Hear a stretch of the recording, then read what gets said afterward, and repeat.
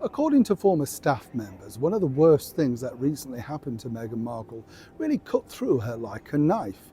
Oh yes, now you've got to think this is a woman who's had, shall we say, continually good and bad press for the last 7 years. She started off with brilliant press, despite what she claims.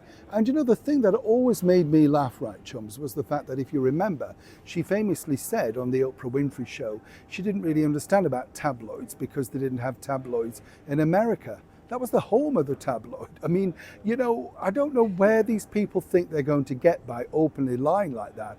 But clearly, everybody understood the moment that that particular situation happened, literally from the off, that clearly Meghan was on spinning stories. But it's this particular story, as I say, that she really wanted to have counteracted.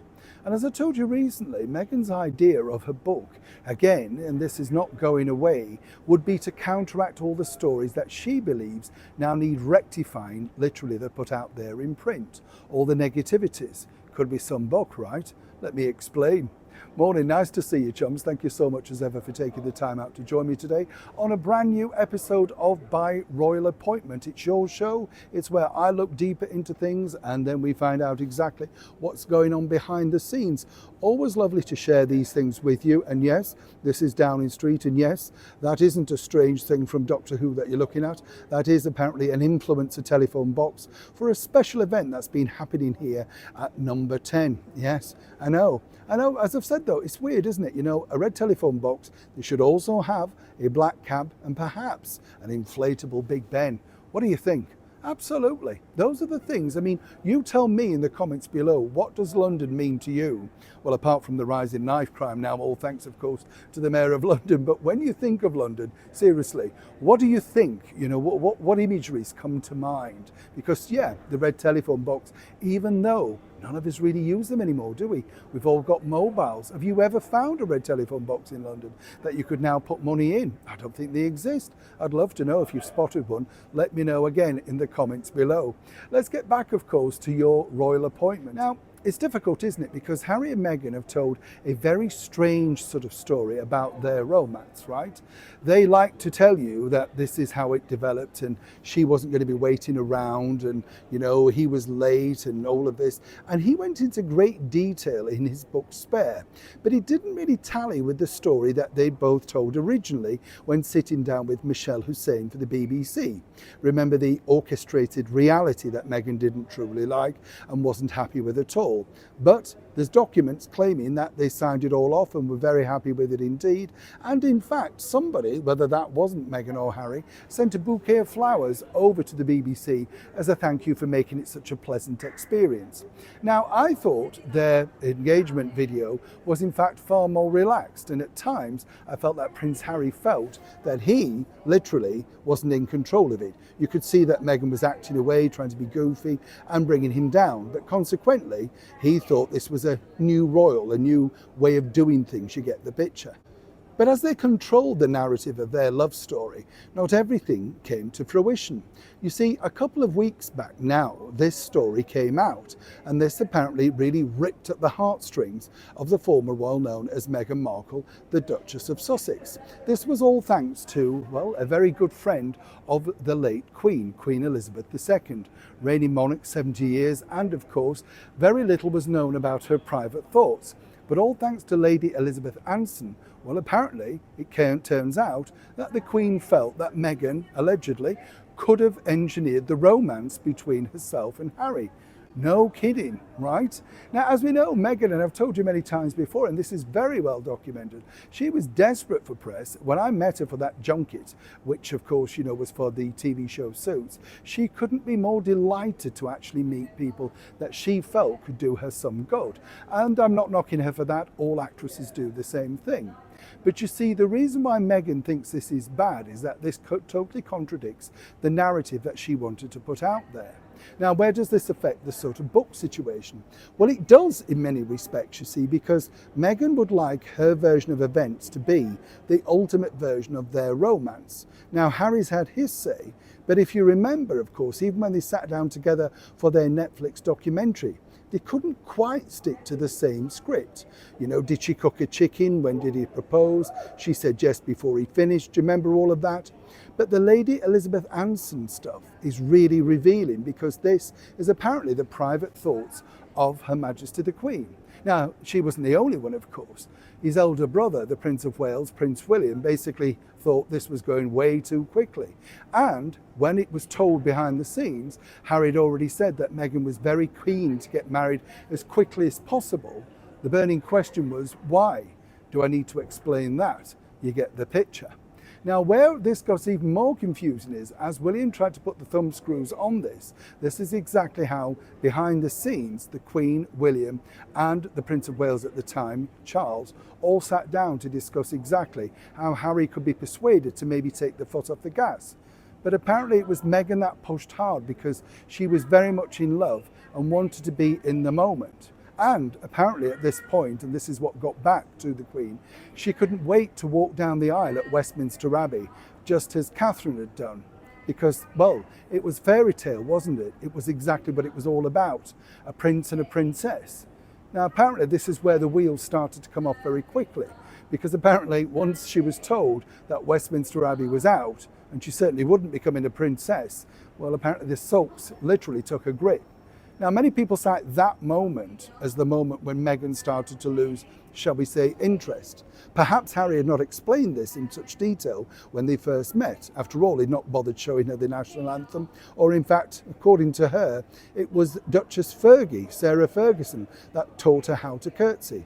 So there's many inconsistencies in their story. You get the picture.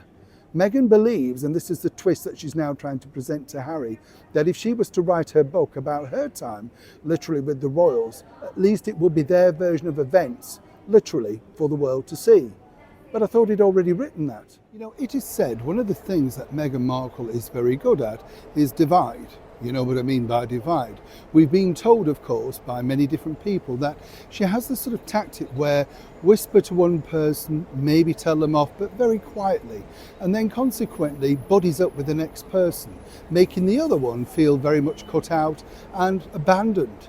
I think we saw that, didn't we, at the polo clip, remember, where she strolled past Sophie Chinduka, and of course this is the woman that's put all the real hard work in, the real graft, and as she turned past with her friend Serena Williams. Now remember, this is just footage, so we don't know the background fully to that, but nonetheless what it looked like, literally, on motion picture, was the fact that Meghan had, well, walked past this person. Couldn't she have just stopped? She must have known there were going to be cameras there. But this is because, of course, it makes you feel uncomfortable, makes you feel slightly out of kilter. And that's part and parcel of the problem. You see, we've got so many stories, and I've met now so many people that work for Harry and Meghan that have told me a very similar thing that went on time and time again. You could be, for instance, very much in Meghan's good books for at least 10 minutes, and then for some inexplicable reason, you know, you're cut out. I've seen this before, and I know exactly how these people work. A colleague of mine was working for an international newspaper, and in order to get them to come over to her newspaper, she would just ring her up, basically say, have you spotted these shoes in Vogue, or have you seen this, making out they were the best of chums. The minute that she arrived at that person's newspaper and they thought they were friends, she was very young at the time, she was cut off, cut dead, because mission accomplished. You see how it works. This brings me to this element of the story. You see, it's interesting when you think about it, because Prince Harry, Prince William had excellent relationships with many senior members of the British monarchy, and indeed their courtiers and their staff, whatever Harry likes to portray on that book. And then suddenly things take a turn for the worse. Now, one of the most biggest sort of things that truly happened and left this particular senior person absolutely baffled was this lady, Angela Kelly. Now, Angela Kelly will go down in history, quite frankly, for the woman who put together our brilliant monarch, Queen Elizabeth II, in her final years. Vibrant colours, new looks, daring looks, some people might say. But what I liked about this was, and this is important, Angela pointed out alongside the Queen, who she went through everything with, and it was the Queen's own choice in the end. She said, I have to be seen to be believed. Hence the reason that when the Queen turned up in those very loud colours, whether it be lime green, shocking pink, then of course people knew exactly why, you know, she was there. That was, again, mission accomplished. The Queen and Angela Kelly had a very good relationship. The Queen and Prince Harry had a great relationship. And then Angela Kelly had a wonderful relationship with Prince Harry. According to a very well-placed source, the Queen often shared sort of anecdotes about her grandchildren, what they were doing, etc. All of that stopped upon this particular moment. We all know the moment, don't we, when, Meghan wanted to try on the alleged tiara and everything literally catapulted. Suddenly there were big annoyances. Harry went storming down, wanted to see the Queen. Angela's suddenly in trouble, never been in trouble before. Now, I'm not painting Angela as a saint. She was in a very difficult position, a job that she'd worked hard to get over 20 years, and she would have created certain enemies. That's what happens in these big organisations. You're doing well and certain people are not too pleased for you. You get the picture. But up until that point, could it be said that Angela got on well with all of her team and, of course, senior members of the British monarchy? From that moment on, things took a turn for the worst. Quite frankly, a lot of people were frightened to speak to Angela for fear of allegedly something going wrong, or indeed it got back. Now, the true story, according to the former staff member that I spoke to, was simply this. You see, the way Meghan operated was, she couldn't understand when she couldn't get her own way, or indeed when she sent Harry to do her bidding for her, for the tiara and whatever else that she needed at that particular point. Well, she couldn't understand that it simply wasn't coming her way. Remember, at this point, this is just before the wedding, that she thinks she's now an international rock star, the biggest star in the royal family. People want a picture, there's offers coming in every single day from all the glosses. She's selling out tabloids. She is, in her mind, the new Princess Diana. If only she'd known secretly what people felt behind the scenes. They didn't necessarily want that again, not because, of course, of not liking Diana, but for all the problems that they knew ensued in Diana's life. And they had a better plan. But Meghan knew about Hollywood because she'd been in Suits. You get the picture. So moving forward, what truly happened was, and Harry basically said in his book, if you remember, in Spare, that apparently Angela Kelly was very difficult, not necessarily one of the nicest people to be around. And I'm paraphrasing, but you get the picture. But you see, what happened at that point was, if you were in that camp or that camp, you couldn't be in both. And a lot of staff at this point didn't know which direction it was going to go in with Meghan. So she would circulate these people, suddenly become the best buddies, trying to make out that they're going to be lifelong friends. But if they'd only realised by the fact that at the wedding, as I pointed out on numerous occasions, Meghan Markle found out that in fact her friends were very thin on the ground. They were former paid employees of NBC Universal, the cast of Suits, and her mother sitting alone. Of course, Angela Kelly, once again, came to the forefront and basically said, is there anything that I can do to help you? Is there anything that you need to help fit in? And she was cut dead, again, allegedly. So when you look at these stories and you think, well, hang on, you see a pattern here. And we've seen this with Meghan's friendship group, whether that be Jessica Mulroney or whoever fell out of favour along the way. I'm fully expected not to be the besties, of course, with the people that made her recent podcast. You get the picture. Well, the bottom line is now, behind the scenes, this formation of character literally was set in place at that particular period. And when you think about it, it's such a shame that Harry gave up all of those close friendships, that good support that he'd absolutely enjoyed, all thanks to the likes of Angela Kelly and other senior courtiers, that was suddenly now public enemy number one. People put this down to the fact that it's down to a tiara. Oh no, there were many other instances along the way. But of course the public and of course the press were alerted to that particular story. And as many people inside the palace know, that's truly not the full story, as does Meghan. But then things took a turn for the worst regarding her wedding dress. And then someone else was public enemy number one. Now, this, of course, may have shocked many people. Were you shocked? Well, figuratively speaking, of course, chumps. The thing is, out of nowhere, once again, the former royal known as Meghan Markle, erstwhile Duchess of Sussex, sometimes HRH, sometimes Meghan Sussex. Well, you can take your pick, can't you? It's a bit like a bingo card, whatever name she decides that she wants to be known as. Well, out of nowhere, apparently we're supposed to feel the love because now she's decided to restock the wines. Not the same wine apparently, but different wines. And this is part and parcel of the problem for Meghan and her brand. But why the sudden interest in, well, springing to life? As we all know, the deal is literally, well, it's dead. You know, you can dress it up any way you want, including the fact that the Daily Mail keep pointing out that actually, you know, Netflix is still willing to pay her millions of dollars, but for doing nothing. I don't think so. Nobody does that, but it's a nice try, and particularly when you have a bit of, shall we say, legality problems with, of course, the Duchess. You get the picture. But you see, the bottom line is, quite frankly, is the fact that Meghan has decided to spring into action with her wine, simply because this is the point of where, well, how can they run the second series if you don't have any new product? You know what I'm saying? And the product that you need, and the one that they believe, and this is the point of Netflix's deal with her, you see, they feel that, you know, the jams are, you know, rubbish really, because they're too expensive to make and they've not really got reviews. Now, the wine you can control a little bit more. As many of you know, I've worked in this industry a long time. It doesn't take much to get some favourable reviews. You know what I'm saying? A few cases of wine here and there, you get the picture.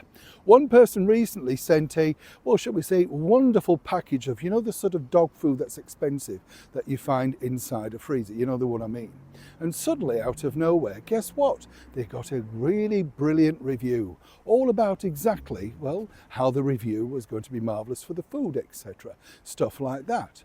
So you see, as long as you give them something, then they're more than willing to do something for you in return. So once the favourable reviews come in, you see, now the problem is sort of solved, isn't it? Because suddenly then you can now decide exactly how you're going to market yourself. Now, of course, the story was in the paper that, you know, basically Netflix are very thrilled with Meghan, all that sort of stuff. Now, the bigger issue is this. Normally at this time of year, it's the period in the year that somebody like Prince Harry literally switches off, because August is the royal family holiday. That's the period of time where they all disappear to that wonderful land called Balmoral. They pull up the drawbridge, and unless you're being invited by His Majesty the King or senior royals like the Princess Royal, then, you know, that's it. You know, they sort of switch off. Yes, they'd pop out in moments of crisis. Now, Harry, according to a very well-placed source, didn't want to do any more work. Right. Still probably reeling from the effects of, well, polo, shall we say. Now, I can tell you this, right, chums, this is where this gets really interesting. Prince Harry has zero interest in Netflix. It's just not his world. And as you can understand, the problem now that, you know, she's got is that she's facing this big deal alone. And because Harry's not a businessman, he's decided that he wants to go back down the route, as we saw with Diana and the Angola thing. He wants to get back into charity. The problem that he has also is the fact that basically people want real royals. They're second-rate royals at best, right? So as I pointed out in a recent video, Invictus Birmingham 2027, they would still like the royal cachet of real royals, His Majesty the King, the Prince and Princess of Wales. That's who they really want to attend, and they know they can fill seats with that. Who's truly going to pay to see a third-rate actress from a soap opera and a former prince, you see? Now, the story whirls around that, you know, Harry, well, oh, he might write another book. Look, as we then found out with the first book, it was full of inconsistencies. And in the world of celebrity, and the celebrity is the thing, that's what they are, you do not get those mega deals like he got with Penguin Random House the second time around. That's because the book was ripped apart, and then, if you remember, Harry may have, well, exaggerated, shall we say, his involvement within the army, right? His words as well. It's all there in print across all the newspapers. So you can't go back to a book publisher and say, this happened. Now, also, picture this. As we now know, there are a couple of people still working on other royal books. In fact, the former royal butler, Princess Diana's Rock, has another book out next month. Apparently he's remembered things. Right. It's nothing like having a good memory, is that when certain people are now no longer with us, you get the picture. But you see, the bottom line is they're all 25, 30 years out of date. It's memories really that not a people are interested in. Harry, in order to now, well, put the book into some sort of context, would have to dig deep and hard, literally trashing his elder brother, Prince William, and more importantly, the book publisher would definitely want some insight in Catherine, the Princess of Wales. And of course, as we all know, Harry's already teetotally sort of gone round that area, but was never particularly negative to her for obvious reasons. The other side of the coin is simply this also. Is there an appetite for yet another book from Prince Harry? He may have had the, well, biggest selling autobiography, whatever you want to call it, right? But the bottom line also is it was the one that was most given away. You trot into any charity shop here in the United Kingdom and you can pick up a hardback copy for a couple of pounds. Now that happens to everybody. I'm not, knocking him for that. But it's hardly one of those things that you want to keep on your shelf forever. It was scandalous. It was different. It was, everybody was interested for the moment. Now, moving forward, as I say, Harry likes to take the month of August off. Meghan can't take the month of August off because Netflix are breathing down her neck, no doubt parting those locks as we speak. She has to decide what brands are going to come up with, how she's going to sell them, and more importantly, how is she going to market them. You see, Netflix would like to take control of Meghan's social media. She fired the last social media manager, so as you can see, it's a bit cack-handed with the things that she's putting up there. Always with a bit of music, always with a few flowers, the sort of thing. It doesn't always work out. The public can see through that. And the way that you sell a message, particularly if you're going down the entrepreneurial route with a lifestyle brand, you have to be very good at addressing the camera. Meghan could do it for about 14 sentences at best. That's normally the length of thing that she learnt, of course, when she was in Suits. And her best so far was the one with the, remember, cat's out of the bag, a lot of interest in my company. And even then there were a couple of jump cuts because she couldn't quite remember the entire context. So Netflix would like to get more involved. I love that phrase, don't you? Help and assist her, perhaps maybe move the brand forward. But either way, Meghan realises that this is a journey that she's now on her own with. Now, of course, a lot of people are saying, would His Majesty the King still invite Meghan and Harry to Balmoral? Well, truthfully, no. Not if he wanted a peaceful holiday. You can imagine Camilla sitting there, sort of circling the rim of a glass, can't you? Not exactly a warm welcome there. And more importantly, when you think Meghan doesn't want to return back to England because she knows she's dreadfully unpopular. Meanwhile, Netflix aren't quite happy with the fact that she doesn't want to return to England because that rules out a very big market. Let's face it, if you're selling teas, jams and all things English, where better to sell it? Right? I mean, it's doing very well, isn't it, for the Royal Collection Trust? It's doing well for Highgrove, the Buckingham Palace shop. But because Meghan doesn't like us here in Britain, because she thinks that we're all very anti her, well, she's lost a colossal amount of, well, goodwill and more importantly, sales. But now Netflix have decided that they still want to push ahead in a very thin way. As for Harry, apparently he's taking a break. But as many people are suggesting, from what? A week on from the disaster that was the Netflix, well, catastrophe to coin a phrase, right, chums? Well, what do we see now? Well, we see this sort of slow fight back, don't we? We know that suddenly, for some explicable reason, both Meghan and Harry have capitulated now to the tabloids, the ones that they refuse to speak to because, so terrible. And now clearly they have a direct feed into one of Britain's leading tabloid newspapers. And it doesn't really matter what this particular writer does or says. The damage is done. You can't change it around. Newspapers are powerful, but they're not powerful enough to be able to change the exact narrative. You see, when you look at these pictures here that have literally just come through, think about this. This is important. A week down the line, suddenly, once again, valued access to Archie. Right? Archie's on the beach in California. We're all laughing. We're all smiling. We're talking to people. We're just normal human beings interacting. This really follows on from the fact that, if you think about it, Princess Charlotte and, of course, Prince George were very much lauded at the recent appearance of, well, Wimbledon and then subsequently the Lionesses' win, where Princess Charlotte really beguiled the crowd because she's there with her dad. She loves it. They clearly get on incredibly well. And this really sets the pan steaming over in Montecito. And I know this for a fact. Right, Meghan? Now, where this gets even more interesting is this is the sort of fight back into the launch of the fake second series of the cooking show. You know, make no mistake, this is the plot. Look, we're a regular family. I'm a normal person on the beach. Just to get this into grips, right, and 100%, there is no, that is a complete agreement with the photographer and an agreement with, of course, the publication who it would have gone to. And I would surmise, and as ever, I have to say allegedly, that there's some contra deal going between the two. We give you the pictures, we have a cut. That's what celebrities do. You know, the ones where you've seen them out and suddenly they're posing up a storm on the beach or suddenly caught lying there in their Lido, and you think, how do you get there? It's a deal. You know, they're getting publicity, the snapper gets some money. It's as simple as that.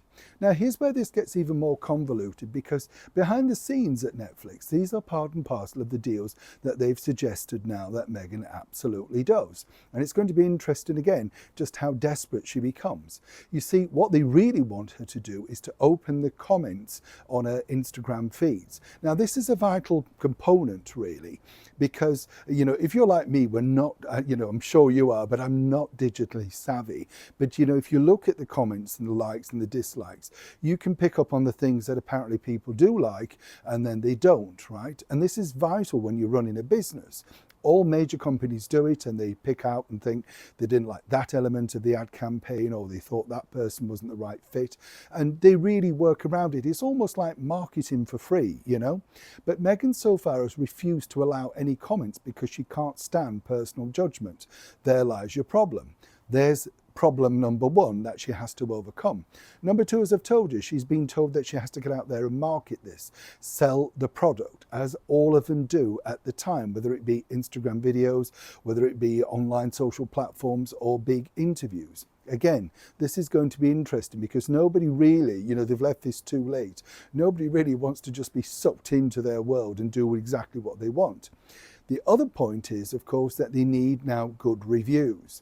And what you will find with this is that certainly now, this time around, certain people will be given taster teasers of the programme, the highlighted, you know, bits, on the proviso that they write something nice, or at least a little bit more lenient, like, if you didn't enjoy the first one, you're certainly going to enjoy this one. It's a breath of summer air, something like that. So that basically, oh, maybe we've got this wrong.